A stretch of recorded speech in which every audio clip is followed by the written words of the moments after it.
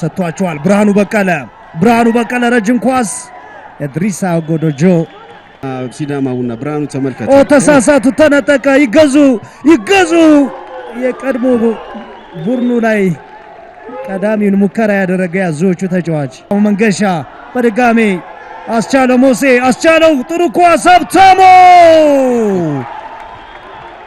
ቂንጠኛ ጎሎች ማስቆጠር ላይ ኳሊቲ ያለው አብዱ ቻናል ላይ ኳስ ይቀበላል። ከዛ ውጪ ተመልከቱ ወደ ጎል ማስቆጠሪያው ኤሪያ ላይ በፍጥነት ቦታውን ሲይዝ ተመልከቱ አብዱ ፖዚሽኒንግ በጣም ድንቅ ነው። በአስቸጋሪ ሁኔታ ውስጥ መስመር ዘግይቶ ለመጣው ለጸጋይ አበራ ጸጋይ ሁለት እግሩ አልተግባቡም። ተመስገን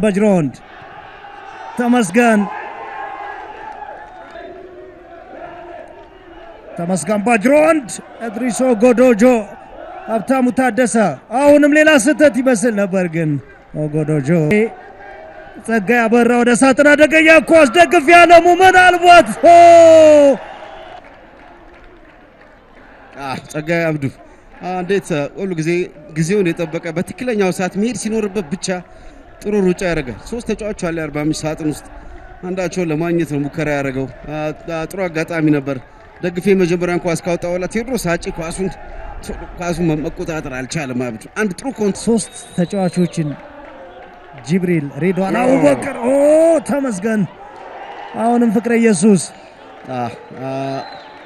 ወደፊት ሲሄዱ ሲዳማ ቡናዎች ይበልጥ መስፍን ታፈሰ ስታነሳልኝ ነበር አብዱ አደም ያንን ፍላንክ ያጡት ይመስለኛል። ከዚህ ጨዋታ ላይ መስፍን ታፈሰ አደጋ ታጥን ውስጥ ኳሶች ይጣላሉ። ተመስገን ተመልከት ኳሱን ለሙከራ አስቸጋሪ ፖዚሽን ላይ ሬድዋን ናስር ጥሩ ድል ይመስላል ካለ አንደ ድፍረት ወጣል። ጥሩ ኳስ ሀብታሙ ታደሰ ስንት ተጫዋች ነው ቀንስ ሬድዋን ናስር ዮሴፍ ዮሐንስ በሀዲያ ሆሳዕና ጨዋታ በተጨማሪ ደቂቃ ጎል አስቆጥሮ የሁለተኛው አጋማሽ የቡድኑን የበላይነት አረጋግጦ ነበር። አሁንም ለዛ ተጽዕኖ ቀርቦ ነበር። የዮሴፍ ሰዓት ነው። በዚሁ ተመሳሳይ ሰዓት ነው ሀዲያ ላይ ጎል ያስቆጠረው። ውጪ ወጣ ብሎ ነው ኳሱን ለማስቆጠር ሙከራ ያደረገው። እንዳልካቸው ምንድነው የሰራው አብዱ ቀና ብሎ የትኛው ተጫዋች ነው ያለው በደንብ የተመለከተ አይመስለኝምና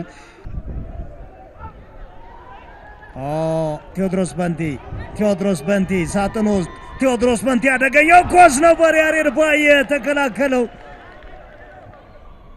ዮሴፍ ዮሐንስ ይሁን እንደሻው እንዳልካቸው መስፍን ሀብታሙ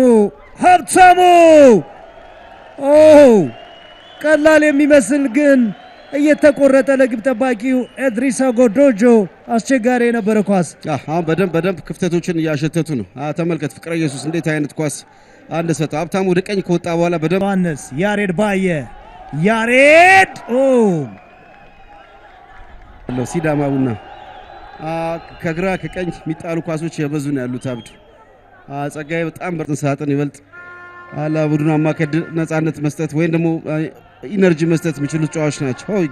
ይገዙ ቦጋለ ጥሩ ኳስ ይዞ ሳጥን ውስጥ ተገኘ። ይገዙ ረዝሞበታል። የኛው ንክኪ በፍቅር ግዛቸው ከሶስት ጨዋታ በኋላ የአርባ ምንጭ ጎል የተገኘ ይመስል ነበር።